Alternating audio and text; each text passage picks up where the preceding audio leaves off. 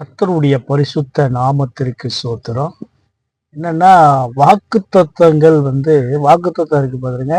இந்த வாக்குத்தத்தம் நமக்கெல்லாம் நிறைவேறி கொண்டு இருக்கிறது.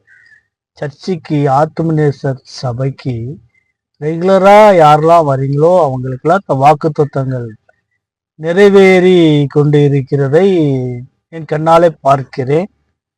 என்ன வாக்குத்தத்தம் எனக்குள்ளே என்ன வாக்குத்தத்தம் என்றால், என்னுடைய வியாதி எனக்குள்ளே இருந்து அது போய் நான் சுகமாய் வாழ்ந்து கொண்டிருக்கிறேன். இது எனக்கு ஒரு வாக்கு தத்துவம். ஆபிரகாம் இருக்காருன்னா அவருக்கு வாக்கு தத்துவம் இந்த மணல் வானத்தின் நட்சத்திரங்களை எண்ணிப்பாரு, எண்ணக்கூடாத அளவுக்கு குழந்தை பிறக்கும் அப்படின்னு சொல்லி 100 வயசுல வாக்குத்தத்தம் கொடுத்துருவாரு. அப்ப என்னன்னா நட்சத்திரத்தை எண்ண முடியாது, ஆற்று மணலை எண்ண முடியாது, அதே மாதிரி குழந்தைகளை எண்ண முடியாது. 100 வயசுல அவருக்கு குழந்தை பிறந்து அத்தனை வாரிசுகளை சந்ததிகளை உருவாக்கிடுவார். இதுதான் அவருக்கு வாக்கு தத்துவம். இப்படி ஒவ்வொருத்தருக்கும் ஒரு வாக்கு தத்துவங்கள் இருக்கும், அது நிறைவேறி கொண்டுதான் இருக்கும். ஆனா நம்ம ஒவ்வொரு நாளும் அதை உணரணும்.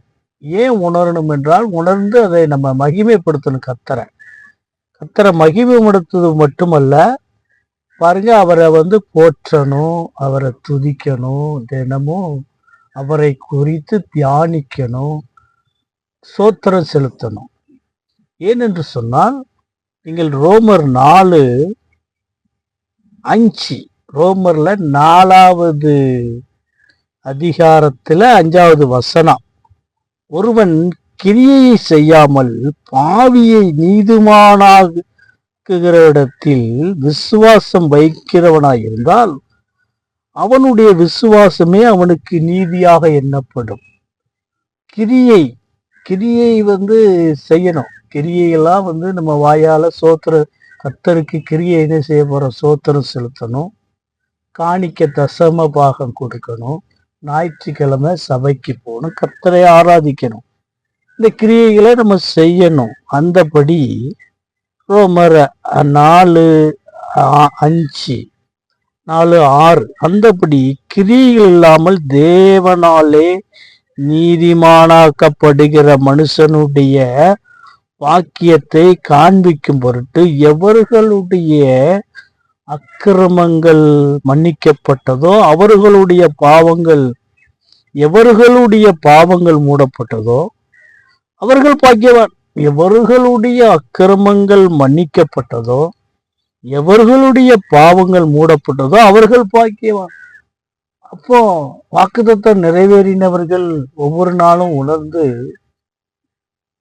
இந்த பாடுகள், வேதனை, மரண கட்டுகள், வியாதிகள் இதெல்லாம் எதுக்கு வருதுன்னா, பாவம் செஞ்சதுனால. நம்ம ஒவ்வொரு பாவமா சின்ன வயசுல இருந்து நான் செஞ்சிருக்கிறேன், அதை மாதிரி செஞ்சிருப்போம் பார்த்தீங்களா.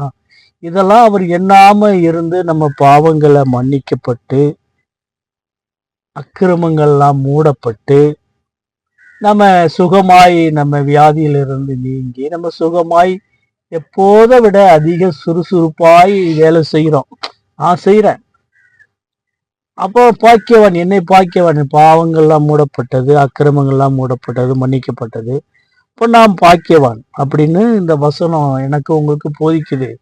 இப்போ எவருடைய பாவத்தை கர்த்தர் எண்ணாதிருக்கிறாரோ அவன் பாக்கியவான் என்று தாவீது சொல்லியிருக்கிறார். நான் மட்டும் சொல்லல, நானா சொல்லல, தாவீது சொல்லியிருக்கிறார். அதனால நாம இப்ப நம்மளுடைய பாவங்களும் அக்கிரமங்கள்லாம் மூடப்பட்டது, பாவத்தை எண்ணல. அதனால ஒவ்வொரு நாளும் அதை நம்ம காலையில இருந்து இரவில் வரைக்கும் நம்ம தியானிக்கணும். கர்த்தரோடு பேசணும். உலக ஜனங்களோடு பேசி வேலைதான் முக்கியம் என்று இருக்கக்கூடாது. கர்த்தரை துதிக்கணும், பாடணும், அவரை போற்றணும். அப்படின்னு எதுக்காகனா, நம்மளுடைய பாவங்களை மன்னித்து நமக்கு சுகத்தை தந்திருக்கிற தேவாதி தேவன் கர்த்தரை நாம இயேசுவை வணங்கணும், போற்றணும். அப்போ இந்த சங்கீதம் 117:1 என்ன சொல்லுது? ஜாதிகளே எல்லாரும் கர்த்தரை துதியுங்கள், ஜனங்களே எல்லாரும் அவரை போற்றுங்கள், அவர் நம்மேல் வைத்த கிருபை பெரியது, கர்த்தரின் உண்மை என்றென்றைக்கும் உள்ளது, அல்லேலூயா அப்படின்னு சங்கீதங்கள் புஸ்தகத்துல 117ல 1-2ல அல்லேலூயா அப்படின்னு நம்ம சபையில ஓயாம சொல்லுவோம் தெரியுங்களா? இந்த அல்லேலூயா வார்த்தை யாருக்கெல்லாம் தெரியுமா? ஜாதிகளே, ஜனங்களே எல்லாரும் அவரை துதிக்கணும், போற்றணும். அதுதான் அல்லேலூயா.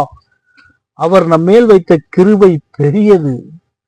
கர்த்தரின் உண்மை என்றைக்கும் என்றென்றைக்கும் உள்ளது.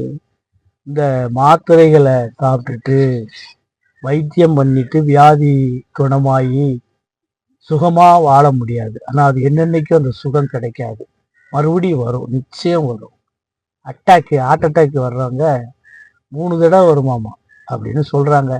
5 தடவை கூட வருங்க. அதெல்லாம் 3 தடவைலாம் நிற்காது, 5 தடவை கூட வரும். ஏன்னா என்னென்னைக்கும் இந்த சுகம் கிடைக்காது. கர்த்தர் சுகமாக்குனா நம்ம பாவத்தை எண்ணாது இருந்தா, நம்முடைய அக்கிரமத்துங்கள்லாம் மூடப்பட்டது அப்படின்னா அவருடைய கிருபை என்றென்றைக்கு இருக்கும். நம்ம என்றென்றைக்கும் நம்ம சுகமா இருப்போம். இதுல மட்டும்தான் இதே வழி சத்தியம் ஜீவன் இதுலதான் இருக்கு. இயேசுவை விசுவாசித்து ஒவ்வொருவரும் அதில் ஓட வேண்டும். அல்லேலூயா சொல்ல வேண்டும். அவரை போற்ற வேண்டும். அவரை துதிக்க வேண்டும். இதுதான் கர்த்தர் கேட்கிறார். காணிக்கையில காணிக்கை விடும்போது 10 ரூபா இருந்தா கூட போடலாம், அது கூட கேட்கல. நம்ம பாஸ்டரும் அப்படி யாரையுமே கேட்கல. எல்லாரையுமே நம்ம அவர் தலைக்கு மேல வச்சுதான் புகழ்ந்தாரு.